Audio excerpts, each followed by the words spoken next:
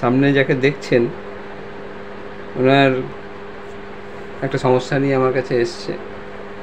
সমস্যাটা কি? কাশি হচ্ছে, খুব কাফ। তা ওনার কাশির যা যা লক্ষণ বললেন তার সঙ্গে একটা ওষুধের সঙ্গে এত সুন্দর মিলছে, তার জন্য ভিডিওটা করছি। যে ছোট একটা ভিডিও, কিন্তু তাতে একটা সুন্দর মেডিসিনকে চেনা যাবে, তা সেইটাই জন্য ভিডিওটা করছি। তা আচ্ছা, আপনার কি অসুবিধা বলুন তো? সকালে ঘুম থেকে ওঠার পরে কাশি হয়, কাশি হওয়ার পরে কফ ওঠে, প্রায় 1 ঘন্টার মতো এরকম কাশি হয়, কফ ওঠে। 1 ঘন্টা পরে কফ ওঠার পরে একটু ভালো লাগে। হ্যাঁ। আর এটা মেনলি হয় কোন সময়? সকালে ঘুম থেকে ওঠার পরে। সকালে ঘুম থেকে ওঠার পরে কাশি? কাশি, খুব কাশি হয়? খুব কাশি যখন হয়, খুব কাশি হয়, হ্যাঁ, 1 ঘন্টা পুরো কাশি হয়, কফ ওঠে। কাশতেই থাকেন, তার সঙ্গে গাদা গাদা কফ ওঠে। হ্যাঁ, কফ ওঠে। তাই তো? হ্যাঁ, কফ ওঠার পরে একটু, কফ ওঠার পর রিলিফ, তখন রিল্যাক্স লাগে। এটা ঠান্ডা জল খেলে, গরম জল খেলে, কোনো কিছু খেলে ভালো লাগে, কমে কাশিটা? নর্মাল জলটা খাই, নর্মাল জল খেলে কাশিটা একটু কম লাগে। তাহলে দেখুন বন্ধুরা, this is the main symptom. তাহলে this patient has been suffering from bronchial asthma. Bronchial অ্যাস্থমায় সাফারিং হচ্ছে। আপনার শ্বাসের অসুবিধা আছে তো? শ্বাসকষ্ট আছে তো? হ্যাঁ, ব্রঙ্কিয়াল অ্যাস্থমা। তার জন্য মেডিসিন ইজ কন্টিনিউইং। কিন্তু এর মধ্যে আজকে এসছেন, এসে বলছেন যে একটা কাশি হচ্ছে, সকালে ঘুম থেকে উঠলে বেশি, ঘুম থেকে ওঠার পর ঘন্টাখানিক, তাই তো? সিভিয়ার কাফ হয়, কাশতে কাশতে বমি হয়ে যাওয়ার মতো এরকম হয়, কাশতে কাশতে বমি হয়ে যাওয়ার মতো এরকম হয়, কাফ উইথ ভমিটিং, এবং গাদা গাদা কফ ওঠে, তাই তো? খুব ঘন পাকা পাকা কফ, নাকি লালা লালা মতো? লালা মতো। দেখুন, কফ ওঠে। এই কফ ওঠার পরে তাহলে একটু ভালো লাগে, আর নর্মাল জল খেলে একটু আরাম লাগে। তা this is the main symptom. এটা দেখুন, একটা মেডিসিনের সামনে যখনই আমি শুনলাম, মাথায় চলে আসলো একটা মেডিসিন।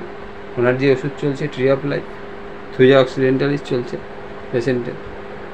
এখন একটা দিস ইজ অ্যাকিউট এক্সাজারবেশন বলে, যে একটা ক্রনিক ডিজিজের চিকিৎসা চলছে। This is the acute exacerbation.